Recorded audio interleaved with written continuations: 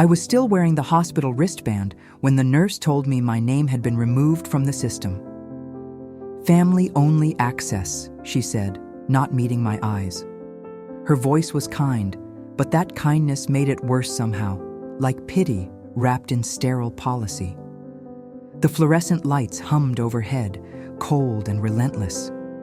The waiting room smelled like industrial disinfectant and something floral that couldn't quite cover the underlying scent of fear and exhaustion that clings to every maternity ward. My knees ached. 12 hours on a Greyhound bus, 40 minutes in a taxi I couldn't really afford, and 2 hours on those hard plastic chairs in the hallway outside labor and delivery, all of it pressed into my joints like a physical memory I'd carry for days. I'd traveled through the night to be here, to meet my grandson, to hold my daughter's hand while she became a mother herself. But the door I'd been watching, waiting for someone to open, stayed closed. "Mrs. Whitaker?" The nurse touched my shoulder gently. "I'm sorry, but the family has requested privacy. You'll need to wait in the main lobby." I nodded. What else could I do? I gathered my purse, my overnight bag, the little blue teddy bear I'd bought at a rest stop somewhere in Pennsylvania. My hands were shaking. I told myself it was just fatigue, just the adrenaline wearing off, but I knew better. Humiliation has a specific kind of tremor.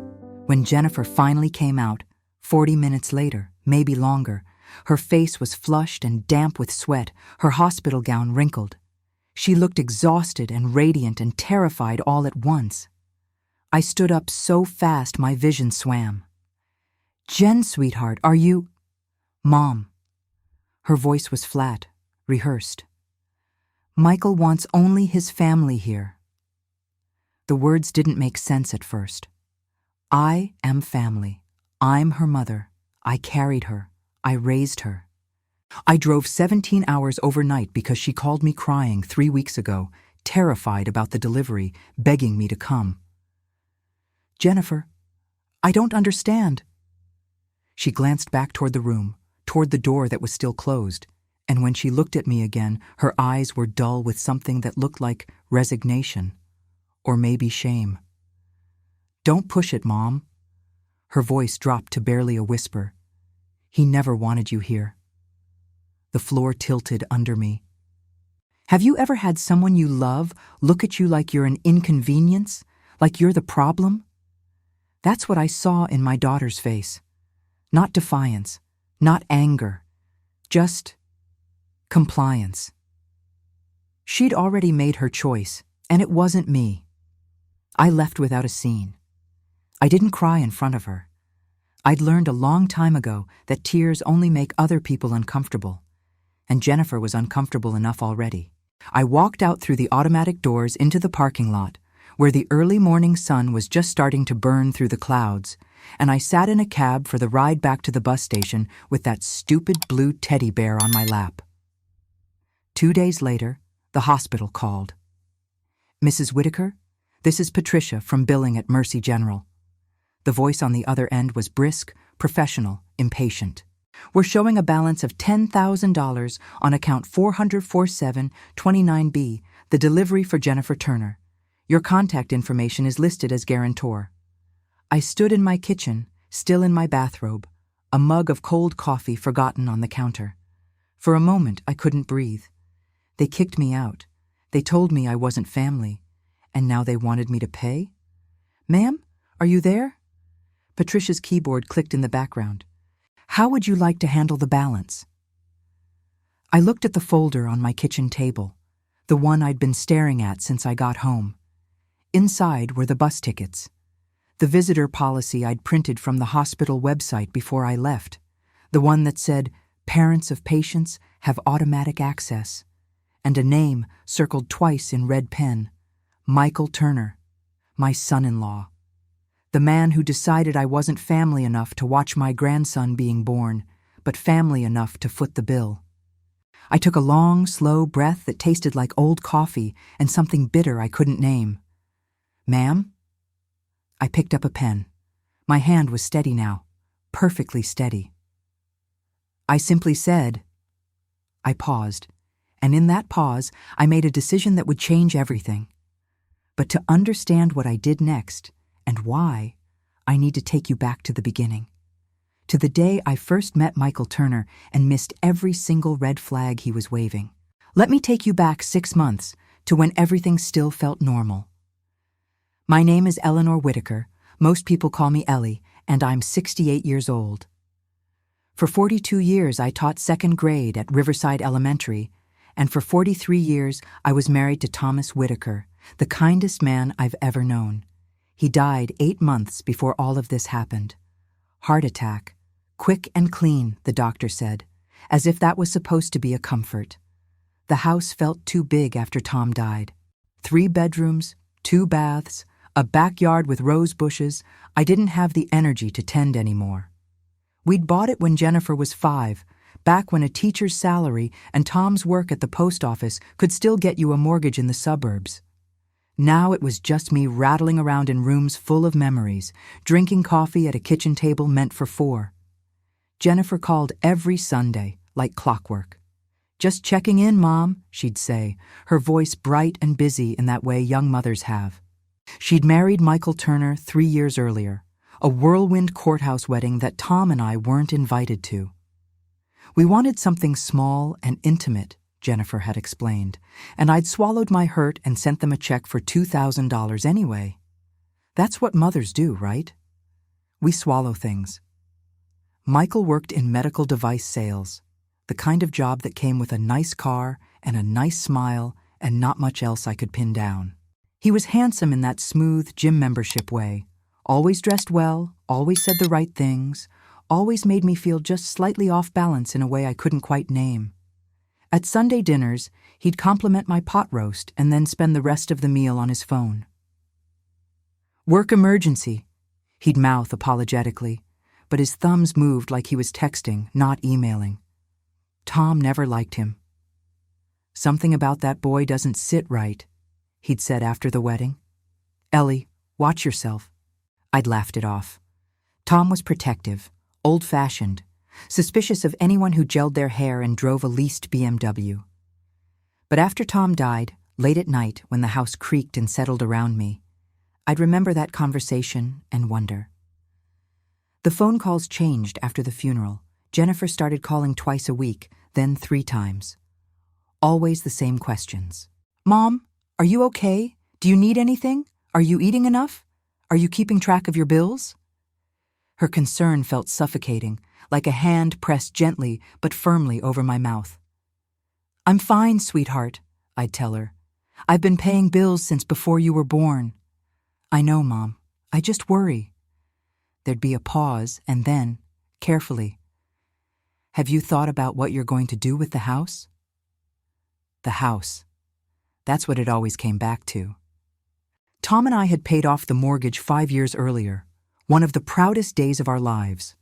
The house was worth maybe $350,000 now, maybe more. It was the only real asset I had, besides Tom's life insurance payout and my teacher's pension. "I'm not ready to think about that yet," I'd say, and Jennifer would make a small sound, not quite a sigh, but close. Then, about 4 months after Tom died, Jennifer announced she was pregnant. I cried on the phone, the good kind of crying, the kind that feels like a door opening in a dark room. A grandchild, a reason to keep going. Tom would have been so happy. "We want you involved, Mom," Jennifer said. "We really do. Michael's excited for you to be a grandmother." I should have heard the qualification in that sentence. Michael's excited for you to be a grandmother. Not Michael's excited, not we're excited. But I was so grateful, so hungry for connection, that I missed it completely. The first strange thing happened 3 weeks later. I came home from the grocery store and found the back door unlocked. Not open, just unlocked. I stood in my kitchen with bags of groceries growing heavy in my arms, staring at that deadbolt, trying to remember if I'd forgotten to lock it that morning. I'm careful about locks. Tom always said I was paranoid, but I'd taught 2nd grade in a school where we practiced lockdown drills. You don't forget to lock doors. I checked the house. Nothing missing, nothing moved. I told myself I was being ridiculous. Grief brain, that's what the books called it. The fog that settles over everything after loss. But that night, I lay awake listening to every sound, and my heart didn't stop racing until the sun came up. The second thing was smaller. I keep my financial documents in a filing cabinet in the spare bedroom. Tax returns, insurance policies, the deed to the house. I'm organized. 30 years of teaching will do that to you. Everything has its place.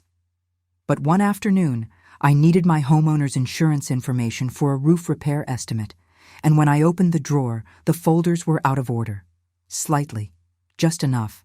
My hands went cold. Someone had been in my files. Had they? Or was I losing it, the way Jennifer kept hinting I might be? Memory problems are common at your age, Mom. Nothing to be ashamed of. I closed the drawer and didn't mention it to anyone. The third thing I couldn't ignore. Jennifer and Michael came for dinner on a Tuesday. Unusual, since our visits were always Sundays. We were in the neighborhood, Michael said, flashing that smooth smile. They didn't stay for dinner. Michael wandered around while Jennifer and I talked in the kitchen, his footsteps creaking overhead in the bedrooms. When I went upstairs after they left, I found the filing cabinet drawer open. Just an inch. Just enough. I stood there in Tom's old office, the one I'd barely entered since he died, and felt something cold settle in my stomach. This wasn't grief brain. This wasn't paranoia. "What are you looking for, Michael?" I whispered to the empty room. That night, I made a decision. I didn't confront Jennifer. I didn't call and ask questions. Instead, I did something I'd never done before, something that made me feel sneaky and ashamed and absolutely certain it was necessary. I started paying attention, really paying attention. And what I found in the weeks that followed made me realize that my daughter's marriage and my own safety were not at all what I thought they were. I started keeping a notebook, a plain, spiral-bound thing I bought at the drugstore, the kind students use for class notes. I felt ridiculous at first, a 68-year-old woman playing detective in her own life. But every time I doubted myself, I'd remember that filing cabinet drawer hanging open, and my hand would steady. I wrote down everything. Dates, times, what was said, what was moved, what felt wrong. May 12th. Jennifer called, asked again about the house. Voice tense. May 15th. Found kitchen window unlatched. I know I locked it. May 18th. Jennifer and Michael visited unannounced. Michael went upstairs again. I started taking photos of my filing cabinet before I left the house each morning, checking when I got home to see if anything had shifted. On May 22nd, something had. The folder with Tom's life insurance papers, the payout had been $65,000, deposited in my savings account 4 months earlier, was pulled forward, like someone had been reviewing it. I took a photo with shaking hands. Then I did something I'd never imagined doing. I went to the hardware store and bought a small camera, the kind they advertise for home security. The young man at the counter showed me how to set it up on my laptop. Motion activated, he explained. Records to the cloud. You can check it from anywhere. I installed it in the spare bedroom that night, angling it toward the filing cabinet, hiding it behind a stack of Tom's old textbooks. Then I waited. 3 days later, Jennifer called. "Mom, can we come by tomorrow? I need to pick up some of Dad's old tools from the garage. Michael's helping me build a nursery shelf." Her voice sounded light, casual, normal, but something in my gut twisted. "Of course, sweetheart," I said. "I'll be here," except I wasn't. The next afternoon, I told Jennifer I had a doctor's appointment, just a checkup, nothing serious, and I left the house at 1 o'clock. But instead of going to the doctor, I parked 3 blocks away at the public library, and I opened my laptop in a corner study carrel where no one could see my screen. My hands were sweating as I logged into the camera app. At 1:47 p.m., the camera activated. I watched Jennifer and Michael let themselves in through the back door. Jennifer had a key. I'd given it to her years ago. But watching her use it now, knowing I wasn't home, felt like a violation I hadn't consented to. They walked through the kitchen, and I could see Jennifer's mouth moving, talking to Michael, though there was no audio. Then they separated. Jennifer went toward the garage. Michael went upstairs. My heart hammered against my ribs so hard I thought the woman at the next desk might hear it. I leaned closer to the screen, watching Michael enter the spare bedroom. He went straight to the filing cabinet. No hesitation, no searching. He knew exactly where to look. For the next 12 minutes, I watched my son-in-law photograph every document in my files. The deed to the house, Tom's life insurance statement, my bank records. When had he gotten those? My pension paperwork, my will, everything. He used his phone, working quickly, methodically, like he'd done this before. Like this was routine. When he finished, he put everything back carefully. Not carefully enough, but close, and left the room. I sat frozen in the library, staring at my laptop screen, the blue glow making my face feel cold and numb. Have you ever watched someone betray you in real time? Have you ever seen someone you welcomed into your family treat your life like inventory? I wanted to throw up. I wanted to scream. Instead, I saved the video file, closed my laptop, and sat in that library carrel for another 40 minutes, breathing slowly, trying to think, trying to understand what I'd just witnessed and what it meant. When I got home at 4:30, Jennifer was waiting in the driveway, loading 2 boxes into her trunk. "Hey, Mom, how was the doctor?" She hugged me, and I hugged her back, and the whole time I was thinking, you knew. You knew he was upstairs going through my files while you kept me on the phone talking about nursery colors. "Everything's fine," I managed. "Just routine blood work." "Good, that's good." She smiled, but it didn't reach her eyes. "We got the tools. Thanks for letting us grab them." After they left, I went upstairs and checked the filing cabinet. Everything looked normal. If I hadn't seen the video, I never would have known. That's what scared me most. How long had this been going on? How many times had they been in my house, in my files, in my life, without me knowing? That night, I couldn't sleep. I lay in bed staring at the ceiling, Tom's side of the mattress cold and empty, my mind racing through every conversation, every visit, every phone call over the past 8 months, reframing everything, seeing it all through new eyes, the questions about the house, the comments about my memory, the sudden concern about whether I was managing okay alone, Jennifer's insistence that I should consider simplifying my life, maybe moving into a more manageable apartment. Michael's casual mentions of how much the housing market had heated up, how much equity I was sitting on.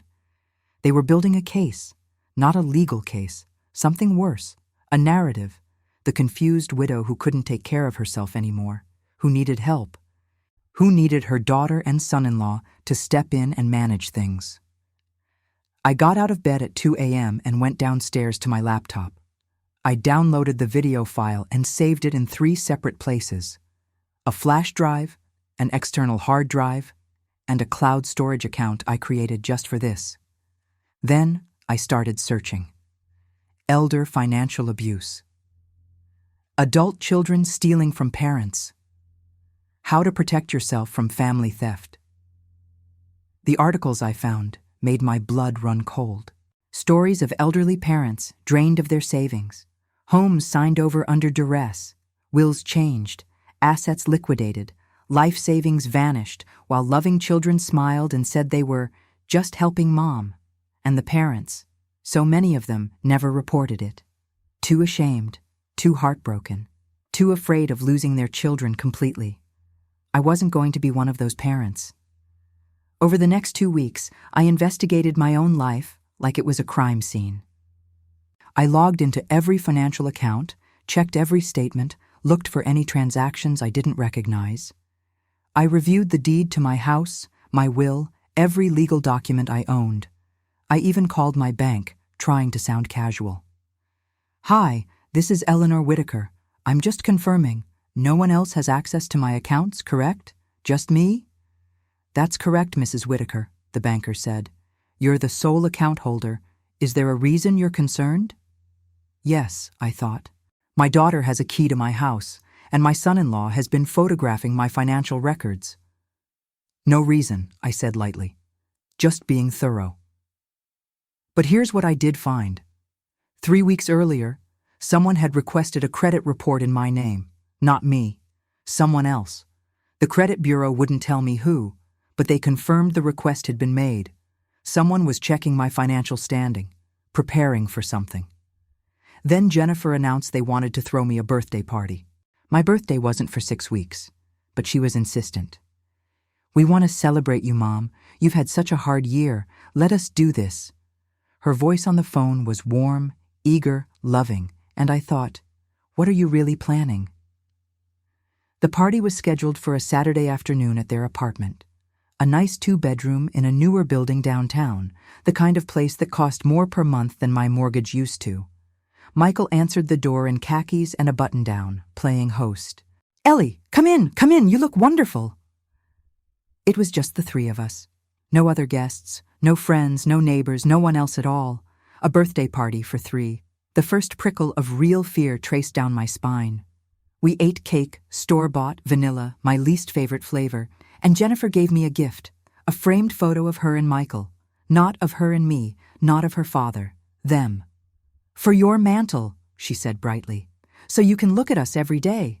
Then Michael poured wine, expensive red that tasted like bitter cherries, and they both sat down across from me at their small dining table. The air changed. I felt it shift, like barometric pressure before a storm. "Mom," Jennifer started, her voice gentle, practiced. "We need to talk about your living situation." There it was, the moment I'd been dreading and expecting in equal measure. I set down my wineglass carefully, deliberately. "My living situation?" "The house is too much for you," Michael said, leaning forward, his expression earnest and concerned. "All that yard work, the maintenance, the property taxes. You're alone there, Ellie. What if something happened? What if you fell?" "I'm 68, not 90. I wanted to say it, but I held my tongue. Jennifer reached across the table and took my hand. Her fingers were cold. "We've been looking at some really nice senior living communities. Bright, cheerful places with activities and care staff. You wouldn't have to worry about anything." "I'm not ready for senior living, Jennifer. Just independent living," she corrected quickly. "An apartment, easier, simpler. And Mom." She squeezed my hand. "You could sell the house. Use that money for your future. Make sure you're taken care of." Michael nodded. "We've actually already contacted a realtor, just to get an idea of market value. Ballpark figure is around 400,000. Can you imagine? You'd be set." I stared at him, at his earnest face, his concerned eyes, his perfectly styled hair. He'd already contacted a realtor about my house without asking me.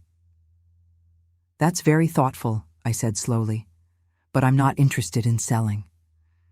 The temperature in the room dropped 10 degrees. Jennifer's grip on my hand tightened. "Mom, be reasonable." "I am being reasonable. It's my house.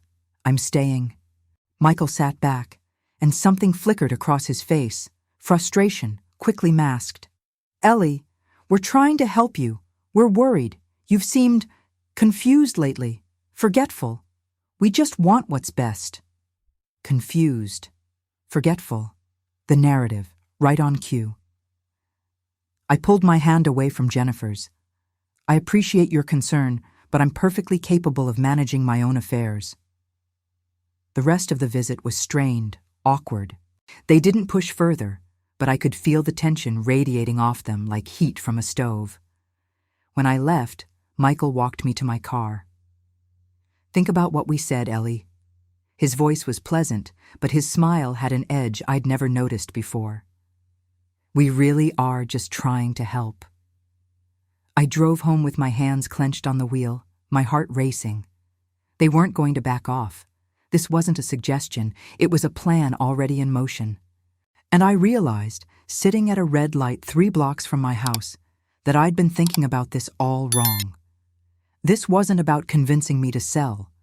This was about removing me from the decision entirely. The confusion, the forgetfulness they kept mentioning. They were building a case for incompetence. If they could prove I wasn't capable of managing my own affairs, they could petition for guardianship, control of my finances, control of my assets, control of me. And the baby, Jennifer's pregnancy, wasn't a complication in their plan. It was leverage. Who would question a devoted daughter trying to protect her confused elderly mother while preparing to raise a newborn? Who would doubt their motives? I pulled into my driveway and sat in the car for a long time, watching the house Tom and I had filled with 43 years of life. The house Jennifer had grown up in. The house they wanted to take from me. Not confused, I thought. Not forgetful. Not incompetent. But I needed to prove it. And more than that, I needed to understand exactly what they were planning, so I could stop it before it was too late. The next morning, I did something I'd never done in 42 years of marriage. I lied to my daughter. Jennifer called at 9 a.m., earlier than usual, and her voice had that bright, brittle quality I'd learned to recognize as forced cheerfulness. "Hi, Mom. Just checking in. How are you feeling today?" "I'm fine, sweetheart." "Any dizziness? Confusion? I worry about you being alone in that big house." There it was again. Planting seeds. "No, Jennifer, I feel perfectly clear." "Good, that's good." A pause. "Listen, Michael and I were thinking, maybe you should come stay with us for a few days, just until after the baby comes. We'd love to have you close." Every instinct I had screamed warning. Get me out of my house, away from my documents, my evidence, my control. "That's sweet, but I'm more comfortable at home." Her voice tightened. "Mom, I really think—" "Jennifer, I have to go. I have an appointment." I didn't, but I needed her off the phone so I could think. An appointment? With who? The question came too fast, too sharp. "The dentist," I improvised. "Routine cleaning." "Oh, okay." She sounded uncertain, suspicious. "Call me later?" "Of course." I hung up and sat at my kitchen table, hands shaking around my coffee mug. They were escalating, pushing harder. I had maybe weeks, maybe less, before they made their move. Whatever that move was going to be. I needed help, professional help. But who could I trust? I couldn't go to the police. What would I even say?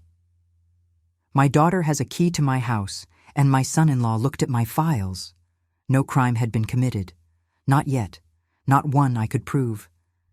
Then I remembered Mr. Dawson. Harold Dawson, my next-door neighbor for 15 years, had retired from a law firm 3 years ago. He'd been a paralegal, specialized in estate law. Tom and he used to talk over the fence about property taxes and legal minutiae that made my eyes glaze over. I'd brought him casseroles after his wife died, and he'd shoveled my driveway last winter without being asked. I found him in his garden, pruning roses in the morning sun. 72 years old with steady hands and sharp eyes behind wire-rimmed glasses. "Harold," I said, my voice quieter than I intended. "Can I ask you something? Hypothetically?" He set down his pruning shears and looked at me over the fence. Really looked at me. "Ellie, what's wrong?" And I told him. Not everything, not about the camera, not about the video, but enough. The visits, the questions about the house, the comments about my memory, the credit check I hadn't authorized, the birthday party ambush. By the time I finished, Harold's face had gone hard and flat, in a way that reminded me he'd spent 40 years in courtrooms. "They're positioning for guardianship," he said bluntly, "building a case that you're incompetent to manage your own affairs." Hearing it out loud made my stomach drop. Can they do that? If they can prove it, yes. Get a doctor to testify you're confused, forgetful, possibly suffering from dementia. It's not difficult, and once they have guardianship, they control everything. Your house, your money, your medical decisions, everything. I gripped the fence to steady myself. How do I stop it? Harold pulled off his gardening gloves slowly, deliberately. "You document everything. Every conversation, every visit, every request. You get a cognitive assessment from your own doctor proving you're mentally sound. You secure your assets legally." He paused. "And Ellie, you do it now, before they file any paperwork." That afternoon, I made 3 appointments. First, my primary care physician, Dr. Susan Chen, who'd been monitoring my health for 12 years. "I need a full cognitive assessment," I told the receptionist. "Everything, memory, reasoning, decision-making capacity, I need it documented." Second, my bank. I scheduled a meeting with the branch manager to review my account security and add additional authentication requirements. Third, and this one made my hands shake as I dialed, a lawyer. Not Harold's old firm, but someone he recommended. Patricia Morrison, elder law specialist. Her secretary scheduled me for Thursday morning. "What's this regarding?" she asked. "Protecting my assets from my family," I said, and the words tasted like ash. Wednesday afternoon, Dr. Chen ran me through 2 hours of cognitive testing. Memory recall, pattern recognition, problem solving, spatial reasoning. I felt like I was taking the SATs again at 68 years old. When we finished, Dr. Chen reviewed the results with a slight smile. "Eleanor, your cognitive function is well above average for your age. Excellent memory, strong executive function, no signs of impairment whatsoever." She made notes in my file. "Is there a reason you requested this evaluation?" "I need documentation that I'm mentally competent," I said carefully. "For legal purposes." Her smile faded. "Is someone challenging your capacity?" "Not yet, but I think they're going to." She handed me a sealed envelope. "Official assessment results. Keep this somewhere safe. And Eleanor, if you need me to testify to your competence, you call me." Thursday morning, I met Patricia Morrison in her office downtown. All glass and steel and expensive furniture that made me feel simultaneously out of place and determined. Patricia was maybe 55, black woman with silver-streaked braids and eyes that missed nothing. I gave her everything: the timeline, the visits, the filing cabinet incidents. The video of Michael photographing my documents. I'd brought my laptop and watched her face as she viewed it. The credit check. The guardianship concerns Harold had raised. When I finished, Patricia sat back in her leather chair and steepled her fingers. "Mrs. Whitaker, what you're describing is a textbook case of financial exploitation in progress. Your instincts are correct. They're building a case to take control of your assets. Can they succeed? If you don't act? Possibly. Guardianship cases are won on narrative as much as evidence. Devoted daughter worried about aging mother, supported by son-in-law, claiming mom is confused and at risk?" Patricia's mouth thinned. "Judges hear that story every day. Many times it's legitimate. Sometimes it's not. What do I do?" Patricia pulled out a legal pad and started writing. "First, we establish your competence beyond question. You've done that with Dr. Chen. Good. Second, we secure your assets legally so they can't be touched without your explicit consent. Third, we create a paper trail documenting every instance of their overreach. And fourth," she looked up, "we prepare for them to escalate when they realize you're not cooperating." Over the next 90 minutes, Patricia walked me through a legal strategy that felt like armor. A revocable living trust to protect my house and accounts. A durable power of attorney naming someone I trusted, not Jennifer, to make financial decisions if I ever became incapacitated. An advance healthcare directive making my medical wishes crystal clear. A new will that couldn't be challenged easily. "This will cost about $4,000 in legal fees," Patricia said. "Can you afford that?" I thought of Tom's life insurance payout sitting in my savings account, money I'd been saving for emergencies. "Yes." "Good. I can have the paperwork ready by next week. But Mrs. Whitaker, Ellie, I need to ask you something difficult." Patricia leaned forward. "How far do you think they'll go?" The question hung in the air between us. I thought about Michael's smooth smile, Jennifer's cold hand gripping mine at the birthday party. The realtor they'd contacted without my permission. I don't know, I said honestly. But I need to find out before they make their move. That night, Jennifer called again. Mom, we need to talk about your finances, just to make sure everything's organized, for your own protection. My heart rate spiked, but I kept my voice steady. My finances are fine, Jennifer. Are they? Because Michael and I have been worried. You mentioned forgetting to pay the electric bill last month. I never said that. A pause. Yes, you did, Mom. You called me, very upset, saying you'd gotten a disconnect notice. I hadn't. I'd never said that. But I could hear it in her voice. She believed it. Or she was pretending to believe it. Building the narrative, one invented incident at a time. Jennifer, I need to go. Mom, wait. I hung up. Then I opened my notebook and wrote, June 8th, 7:32 p.m. Jennifer claimed I told her I forgot to pay electric bill. False. Never said this. Check. Am I missing conversations? Called electric company to confirm account status. I called the electric company. My account was current, autopay active, no issues. Jennifer had lied, or Michael had told her to lie. Either way, they were manufacturing evidence of my incompetence. How many other lies had they told? To each other? To doctors? To lawyers they might already be consulting? I started checking everything. I called my credit card companies. No unauthorized charges. I checked my mail. Nothing missing. I logged into my online banking and enabled every security feature available. Two-factor authentication. Email alerts for every transaction. Spending limits on my debit card. Then I did something that made me feel sick. I changed my locks. All of them. I called a locksmith Friday morning and had every lock in the house rekeyed. When he finished, I had 6 new keys.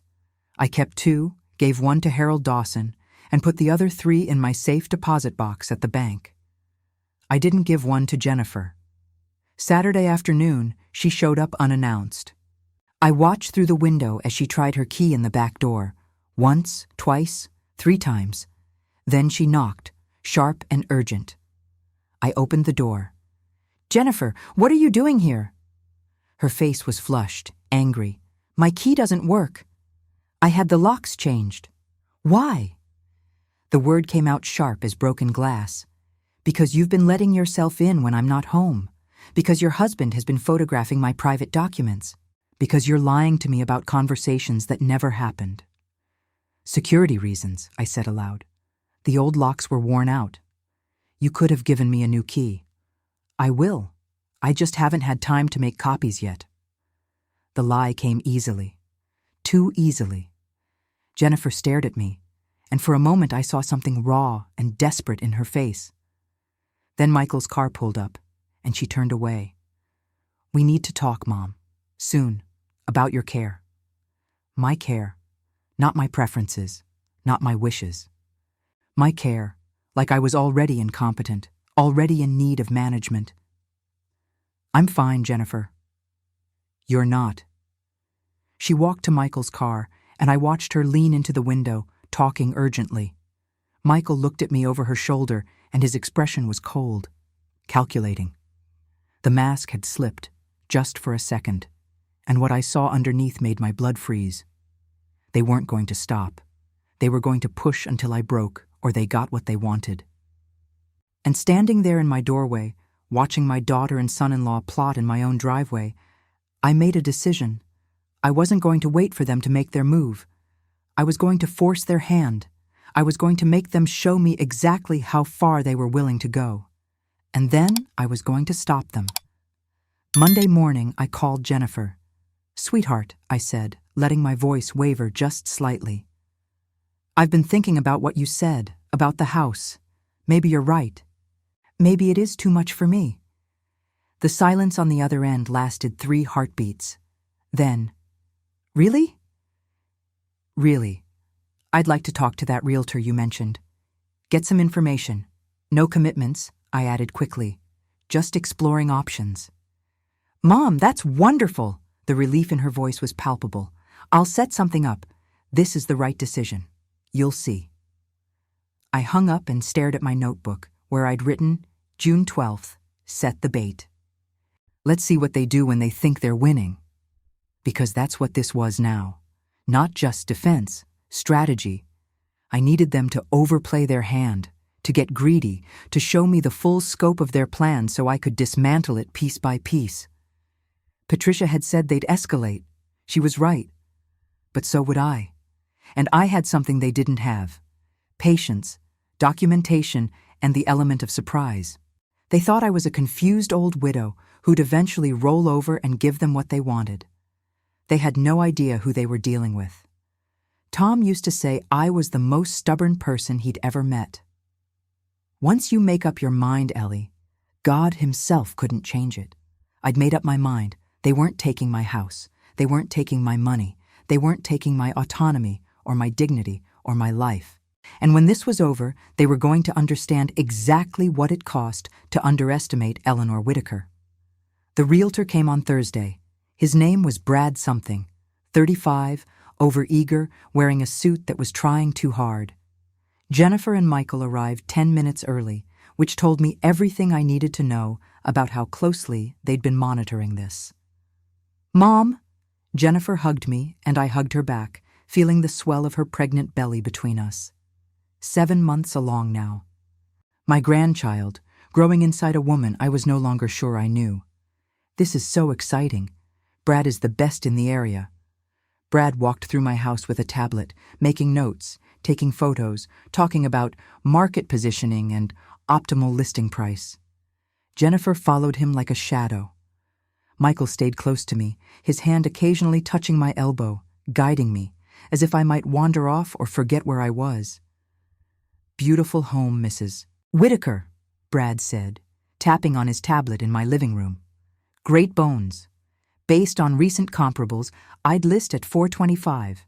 You'd likely get multiple offers in the first week. $425,000. I watched Jennifer's eyes light up, watched Michael's jaw tighten with satisfaction. "Of course, we'd need to do some staging," Brad continued. "Clear out the personal items, freshen the paint, maybe update some fixtures." "How soon could we list?"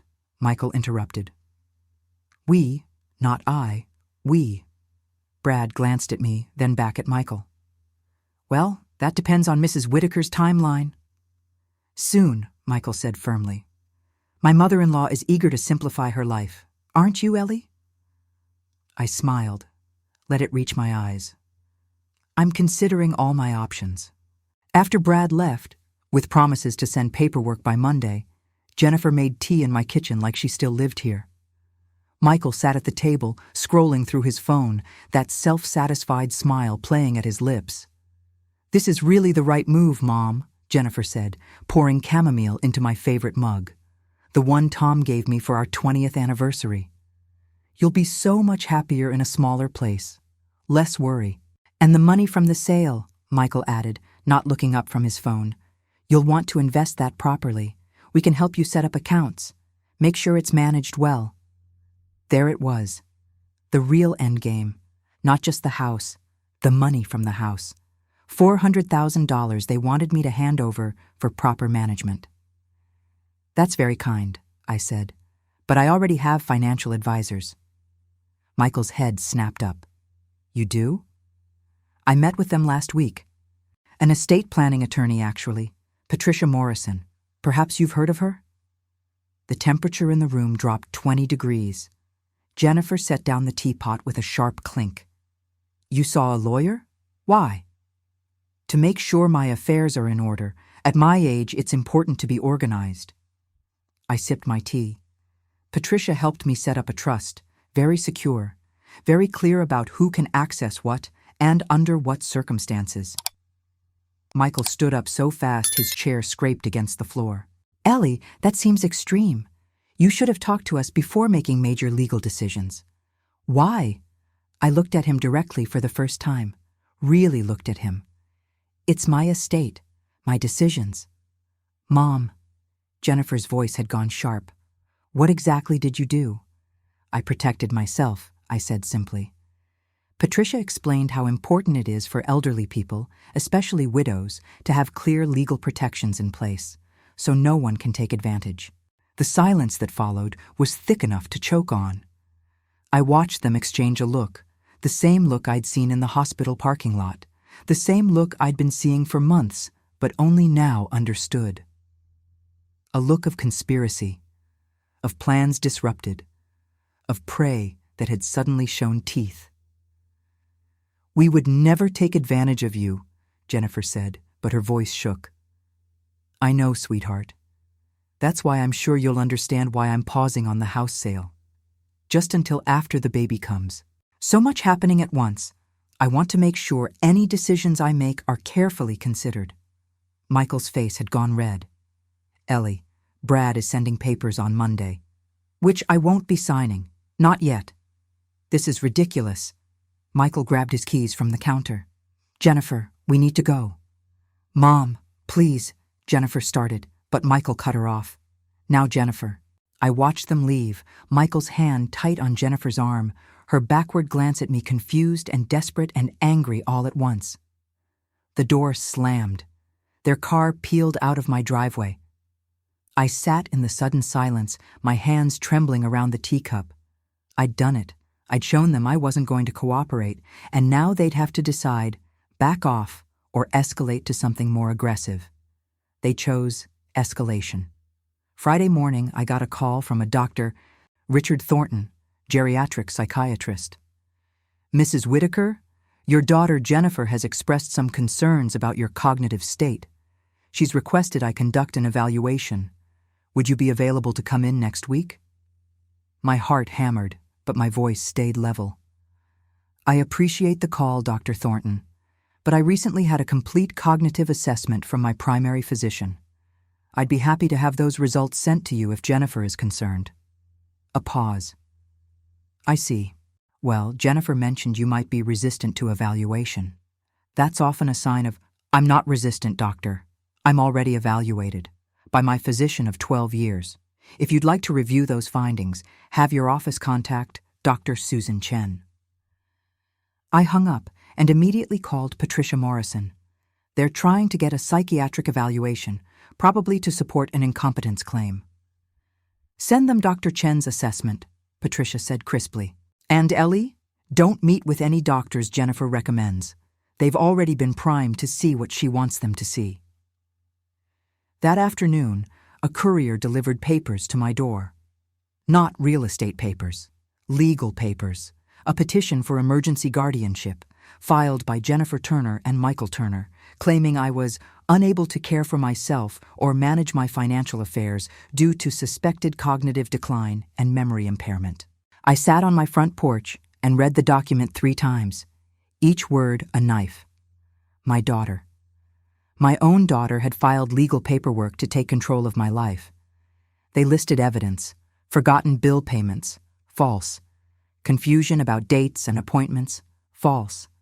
Inability to maintain the house, false. Concerning behavior including paranoia and accusations against family members, true but justified. Doctor shopping and refusal of medical evaluation, true but mischaracterized. The hearing was scheduled for 3 weeks from Monday. I called Patricia. They filed. Expected. Don't panic. We have Dr. Chen's evaluation. We have documentation of your competence. And Ellie? We have that video of Michael going through your files. That shows motive for why they're doing this. Will it be enough? It will if you trust me and if you're willing to fight. I'm willing. Over the next 10 days, I became a different version of myself. Harder, more strategic. Patricia prepared our response.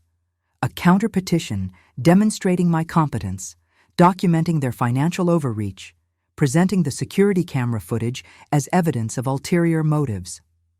Dr. Chen wrote a detailed letter testifying to my cognitive fitness. Harold Dawson provided an affidavit as a neighbor and retired paralegal, attesting to my independence and sound judgment. Jennifer called twice. I didn't answer. She left voicemails, her voice cycling through pleading, angry, hurt. "Mom, this is for your own good. Why are you making this so difficult? We love you. We're trying to help you. Please, just talk to us." But I was done talking. We were past words now. This was legal warfare, and I was going to win it. The night before the hearing, I barely slept. I lay in bed, Tom's pillow still smelling faintly of his aftershave even after 8 months, and I thought about Jennifer as a baby, as a toddler learning to walk, falling and getting back up. As a teenager, crying over her first breakup while I held her. As a bride, courthouse wedding I wasn't invited to, but still my daughter, still my baby. Where had I lost her? Or had she ever really been mine? Or had I just been a resource to be exploited when the time came? The courtroom was smaller than I expected. Wood paneling, fluorescent lights, a judge who looked tired before the hearing even started. Jennifer and Michael sat on one side with their lawyer. Expensive suit, leather briefcase, the kind of attorney you hire when you're serious. I sat on the other side with Patricia, my hands folded in my lap, wearing my best dress and pearl earrings Tom gave me for our 40th anniversary. Jennifer wouldn't look at me. Michael stared straight ahead, jaw tight. The judge reviewed the petitions. Jennifer's lawyer went first, painting a picture of a confused elderly widow, unable to care for herself, making irrational decisions, refusing help from her loving family. He made me sound pathetic, incompetent, a danger to myself. Then Patricia stood up, and for the next 45 minutes, she methodically destroyed their case. Dr. Chen's cognitive assessment, Harold Dawson's testimony, my financial records showing perfect management, bank statements showing no missed payments, no confusion, no impairment, and finally, the security camera footage of Michael photographing my documents without permission. The judge's expression changed as he watched the video. He looked at Michael. "Mr. Turner, did you have Mrs. Whitaker's permission to access her personal financial documents?" Michael's lawyer jumped in. "Your Honor, Mr. Turner was helping organize his mother-in-law's affairs at her request." "I never requested that," I said clearly. "I never gave him permission to access my files." The judge looked at me, really looked at me. "Mrs. Whitaker, do you feel you're capable of managing your own affairs?" "Yes, Your Honor, completely." "And do you wish to sell your house?" "Not at this time, Your Honor, maybe never. It's my decision to make." He looked back at the papers in front of him, then at Jennifer and Michael. "The petition for guardianship is denied. Mrs. Whitaker has demonstrated clear cognitive competence and decision-making capacity. This case is dismissed." The gavel came down. Just like that, over. I stood up on shaking legs. Jennifer was crying, Michael's face was stone, and their lawyer was already packing his briefcase. Patricia touched my arm. "You won, Ellie." But I didn't feel like a winner. I felt hollowed out, empty. I walked out of the courthouse into bright afternoon sun, and I saw them standing by their car. Michael was on his phone, angry, gesturing. Jennifer was leaning against the passenger door, hands on her pregnant belly, mascara streaked down her face. She looked up and saw me. For one moment our eyes met, and I saw something that might have been regret, or might have been rage. I couldn't tell any more. Then she got in the car, and they drove away. I stood in the parking lot and thought, this should be the end. They lost. It's over. But it wasn't over. Not yet. Because 2 days later, Jennifer went into early labor, and the hospital called me with a very interesting bill. The hospital billing department called me at 9:30 on a Wednesday morning, 2 days after Jennifer had been rushed to Mercy General with early contractions. I hadn't known she was in labor. No one had called me. I'd found out from Harold Dawson, who'd heard it from his daughter, who worked in the maternity ward. My grandson had been born at 6:47 a.m. on Monday, 7 pounds 3 ounces, healthy and perfect. I knew this from a Facebook post Jennifer's friend had shared. Not from my daughter, not from anyone in my family. "Mrs. Whitaker," Patricia from billing had said, her keyboard clicking in the background. "We're showing a balance of $10,000 on account 44729B. Your contact information is listed as guarantor for payment. I'd stood in my kitchen, coffee growing cold in my hand, and felt something inside me shift, not break. I was past breaking. This was something colder, sharper, like ice forming over deep water. "Can you tell me," I'd said slowly, "who listed me as guarantor?" More clicking. The account was opened by Michael Turner, spouse of patient. He provided your information as financially responsible party. Of course he did. They'd kicked me out of the birth, told me I wasn't family, and then stuck me with the bill. It was almost elegant in its cruelty, almost brilliant in its entitlement. "Mrs. Whitaker, how would you like to handle the balance?" I'd looked at the folder on my kitchen table, the one I'd been building for months now. Documentation, evidence, a complete record of every manipulation, every lie, every attempt to take control of my life and my assets. And I'd made a decision. "I need to come in and discuss this in person," I'd said. "Can I schedule an appointment with the billing manager?" "Of course. When would be convenient?" "Today, as soon as possible." I'd arrived at Mercy General at 2 p.m., dressed in my good Navy suit, carrying my leather portfolio. The billing manager was a tired-looking woman named Sandra Ortiz, probably 50, with kind eyes and the expression of someone who'd seen every excuse and scheme in the book. "Mrs. Whitaker, thank you for coming in." She pulled up the account on her computer. "As I'm sure Patricia explained, there's a balance of $10,000. Yes. But before we discuss payment, I need to understand something." I opened my portfolio and pulled out a document. "This is the hospital's visitor policy, which I printed from your website. It clearly states that parents of patients have automatic access unless explicitly restricted by the patient herself in writing. Is that correct?" Sandra blinked, surprised by the turn in conversation. "Yes, that's our policy." And yet when I arrived here on Monday morning, having traveled 17 hours to be present for my grandson's birth, I was removed from the system and told access was family only. On whose authority was I removed? Sandra typed, scrolled, her frown deepening. "It appears the restriction was placed by Michael Turner, listed as spouse. Not by Jennifer Turner, the actual patient? No, by the spouse." I pulled out another document. "And this guarantor form, who signed it?" More typing. "Michael Turner. Without my knowledge or consent, he listed me as financially responsible for a $10,000 bill while simultaneously barring me from the hospital room. Do you see the problem here, Sandra?" Sandra sat back in her chair, and I watched understanding dawn across her face. "Mrs. Whitaker, are you saying you didn't agree to be guarantor?" "I'm saying I was never asked. I would never have agreed. And more importantly," I pulled out my final document. "I want you to see this.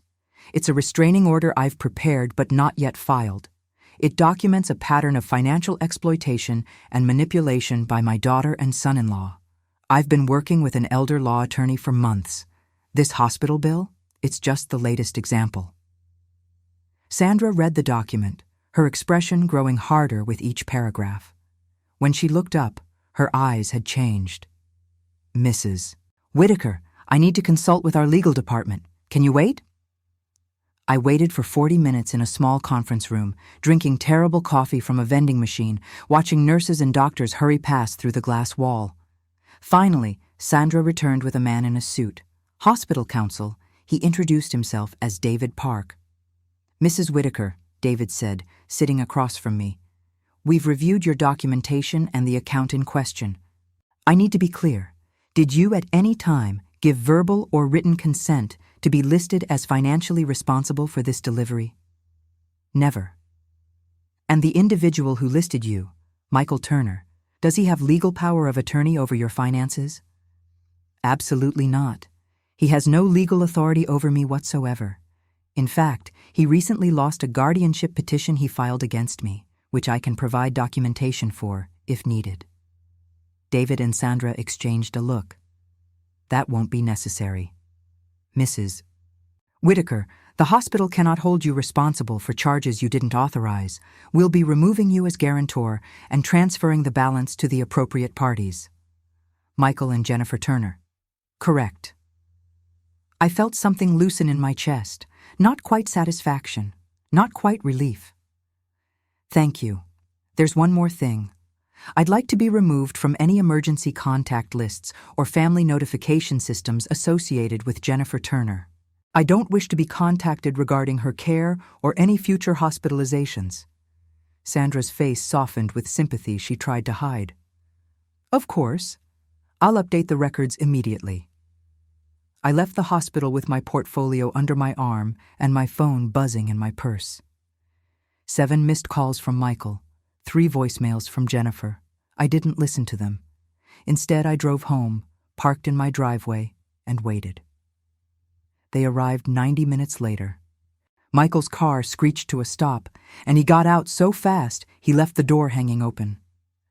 Jennifer followed more slowly, moving carefully, her body still recovering from delivery. She looked exhausted, pale. Her eyes were red-rimmed and desperate. Michael stormed up my front walk. "What the hell did you do?" I stood on my porch, one hand on the doorframe, blocking entry. I corrected a fraudulent financial claim. "That bill is your responsibility. You're the grandmother. I'm the grandmother you banned from the hospital, the grandmother who wasn't family enough to meet her own grandson. But somehow I'm family enough to pay $10,000? I looked at Jennifer, who stood at the bottom of the porch steps, arms wrapped around herself. "How does that work exactly?" "Mom, please."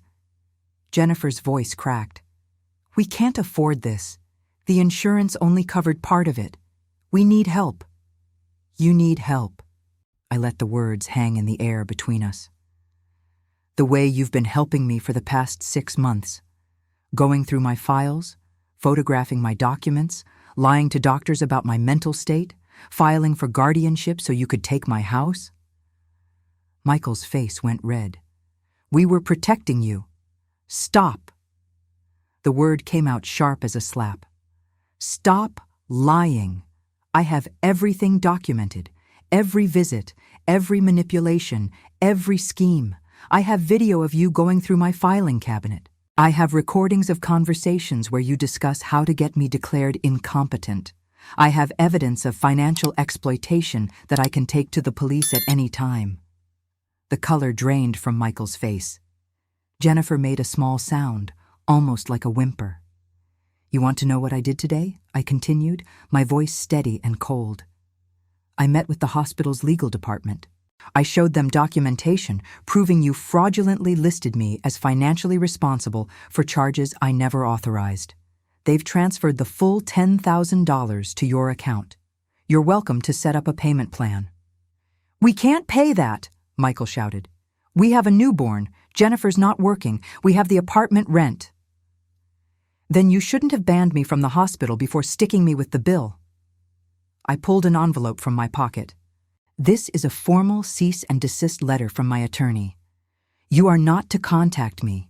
You are not to come to my property. You are not to access any of my financial information or medical records. Any further attempts to manipulate, exploit, or defraud me will result in criminal charges." Jennifer was crying now, silent tears streaming down her face. "Mom, you can't do this. I just had a baby. I need my mother." The words hit like a physical blow, but I'd been preparing for this moment for months. I'd known it would come. I'd known it would hurt. "You needed my money, Jennifer, not me. If you'd needed me, your mother, you would have let me in that hospital room. You would have called when you went into labor. You would have introduced me to my grandson." Michael said. "I don't care what Michael said." My voice rose for the first time, months of controlled fury finally breaking through. "You're a grown woman, Jennifer. You made choices. You chose him over me. You chose his schemes over our relationship. You looked me in the eye and filed legal paperwork to take control of my life. Those were your choices." Michael grabbed Jennifer's arm. "Come on, we're leaving." But Jennifer pulled away from him, stumbling up one step toward me. Mom, please. I'm sorry. I'm so sorry. I didn't know it would go this far. I thought we were helping. You thought you'd inherit the house when I died, and you didn't want to wait. I said it flatly, brutally honest. You thought Tom's life insurance and my pension and my property were assets you deserved access to. You thought I was old and confused and easy to manipulate. That's not. It is, and you know it is. Somewhere inside, underneath all Michael's justifications and all your excuses, you know exactly what you did. I held out the envelope until she took it with shaking hands. I don't want to see you again. Not until you're ready to be honest with yourself about what happened here. Not until you're ready to take responsibility instead of blaming your husband or claiming you were trying to help. Mom. Her voice was barely a whisper. I'm done, Jennifer. I'm done being your backup plan. I'm done being your ATM machine. I'm done being treated like an inconvenient obstacle to your financial plans. I stepped back into my house. When you're ready to have an actual relationship, one based on love instead of money, you know where to find me. Until then, stay away. I closed the door, locked it, stood with my back against the wood, listening to Jennifer sob on my front porch and Michael swear under his breath. Listened to them argue.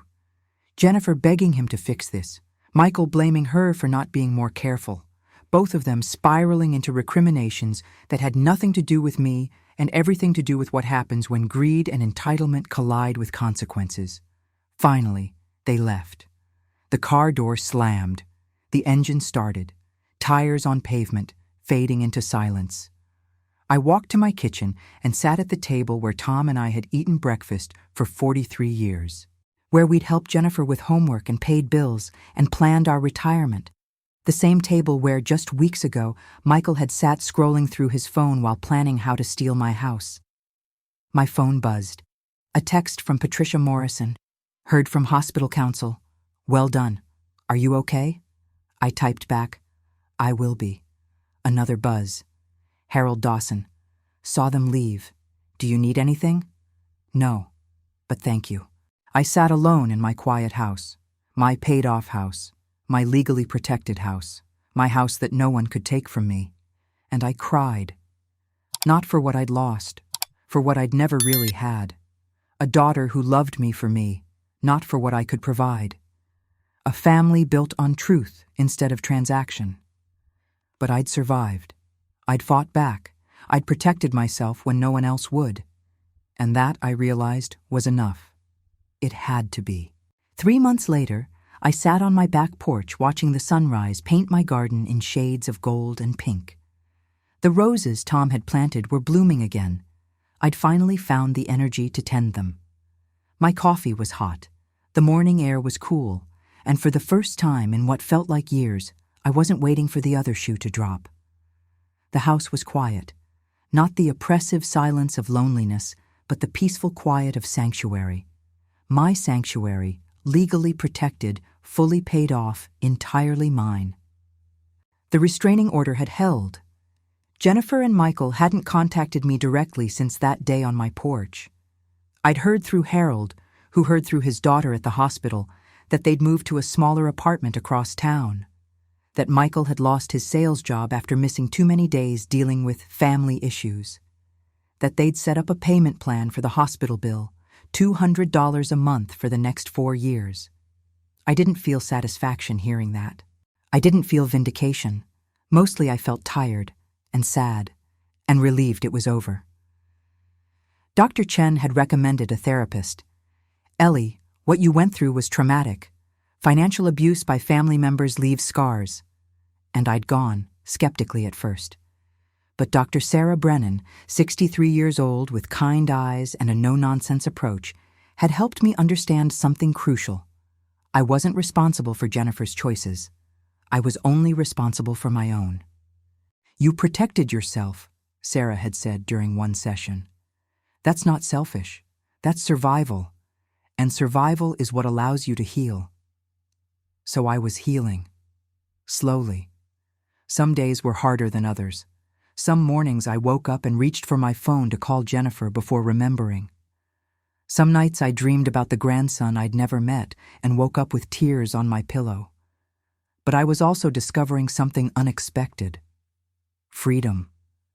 For 43 years, I'd been Tom's wife. For 33 years, I'd been Jennifer's mother. Now, at 68, I was just Ellie, and I was learning what that meant. I'd joined a book club at the library, 6 women, all over 60, who met every Thursday to discuss novels and drink wine and laugh about things that didn't involve family drama. I'd started volunteering at the elementary school where I used to teach, reading to second graders who looked at me with the same wonder my students had decades ago. And I'd done something else, something that felt important. I'd started speaking up. It happened by accident, really. Harold had asked me to speak at a community center event about elder financial protection. Ellie, you're the expert now, whether you wanted to be or not. And I'd reluctantly agreed. I'd expected maybe a dozen people. 75 showed up. I told my story. Not all of it. I kept Jennifer's name out of it, kept the details vague, but the shape of it. The manipulation. The gaslighting, the guardianship petition, the hospital bill. And afterward, during the question period, a woman in the back row raised her hand. "How did you know?" she asked, her voice shaking. "How did you know it was real and not just in your head?" And I realized she was living it. Right now, someone was doing to her what Jennifer and Michael had tried to do to me. We stayed after, that woman and I and 6 others who'd raised their hands with similar questions. We exchanged phone numbers. I gave them Patricia Morrison's contact information. I told them about documentation, about security cameras, about cognitive assessments and legal trusts. "You're not crazy," I told them. "You're not confused. If your instincts are telling you something's wrong, trust them. Trust yourself." That night, I couldn't sleep, but not from anxiety, from purpose, from the realization that maybe, just maybe, something good could come from this nightmare. Maybe I could help other people avoid what I'd been through, or survive it if they couldn't avoid it. I started giving talks, once a month at first, then twice. Senior centers, community groups, church basements. I became that lady who talks about financial abuse, and I wore the title like armor. Patricia Morrison started referring clients to me, not for legal advice, but for support, for someone who understood. And slowly, month by month, I built a new life. Not the life I'd imagined when Tom was alive, not the life I'd hoped for with Jennifer and a grandchild. A different life, smaller in some ways, bigger in others. One afternoon in September, 6 months after the hospital incident, my doorbell rang. I opened it to find a young woman, maybe 30, with a toddler on her hip and fear in her eyes. "Mrs. Whitaker? My mother-in-law gave me your number. She attended one of your talks. I need help. My husband and his brother are trying to get my father declared incompetent so they can sell his house. He's only 72. He's fine. But they're lying to doctors, saying he's confused and I don't know what to do." I invited her in, made tea, listened, gave her Patricia's number and Dr. Chen's number and the name of the security camera I'd used, showed her how to document everything, held her hand when she cried and told her the same thing Sarah Brennan had told me. "You're not responsible for their choices, only for your own." After she left, I stood in my living room, the room Jennifer had wanted to stage for sale, the room where Michael had plotted, the room that was mine and only mine, and I felt something unexpected. Peace. Not happiness, not yet, but peace. I thought about Tom sometimes, wondered what he'd think of all this. I imagined he'd be proud. "I told you that boy was no good," he'd say. "But Ellie, look at you. Still standing, still fighting. That's my girl." I thought about Jennifer too. Wondered if she ever thought about me. If she looked at her son, my grandson, and felt regret. If Michael still controlled her, or if she'd finally found the courage to see him clearly. I didn't know. Maybe I'd never know. and I was learning to be okay with that. One night, sitting at my kitchen table with Harold over coffee and pie, he asked me the question I'd been avoiding. "Do you think you'll ever forgive her?" I considered it honestly. I don't know. Maybe. Someday. If she ever takes responsibility for what she did. I paused. But even if I don't, I can still move forward. Forgiveness isn't required for healing. Harold nodded slowly. "You're stronger than you think, Ellie." "I'm stronger than I thought," I corrected. "There's a difference. I'm 69 now. I still live in my house, the one Tom and I built a life in, the one I fought to keep. My garden is thriving. My bank accounts are secure. My legal protections are ironclad. No one can take advantage of me again. More importantly, I'm helping others protect themselves. Last month, I helped form a support group. Elder Financial Abuse Survivors, we call it. We meet twice a month at the community center. Sometimes 5 people show up, sometimes 20. We share stories, resources, strength. I'm not going to lie and tell you everything is perfect. Some days I'm lonely. Some days I miss the idea of family more than the reality of what mine became. Some days I wonder what my grandson looks like, if he has Jennifer's eyes, or Michael's smile, or Tom's laugh. But I also know this. I survived. I protected myself when no one else would. I fought back against people who thought I was too old, too confused, too easy to manipulate, and I won. Not because I'm special. Not because I'm unusually strong or smart, but because I trusted myself. Because I documented everything, because I asked for help when I needed it, because I refused to be a victim. If you're watching this and you recognize yourself in my story, if someone in your family is making you doubt yourself, checking your finances without permission, suggesting you're not capable of managing your own life, please listen to me. You're not crazy. You're not confused. Trust your instincts. Document everything. Take photos, record conversations if your state allows it. Get a cognitive assessment from your own doctor, not one they recommend. Talk to an elder law attorney. Tell someone you trust what's happening. And know this, you deserve dignity. You deserve autonomy. You deserve to live your life on your own terms no matter how old you are. I'm Eleanor Whitaker. I'm 69 years old. I live alone in my paid-off house. I tend my roses, read to school children, help other survivors, and drink my coffee on the porch every morning. And I am enough, just as I am. All by myself. Where are you watching from today? Have you experienced something similar? If this story helped you in any way, please share it. Someone out there needs to hear it. Someone out there needs to know they're not alone. Thank you for listening to my story. If you found it valuable, please like and subscribe. And remember, you're stronger than you think. Trust yourself.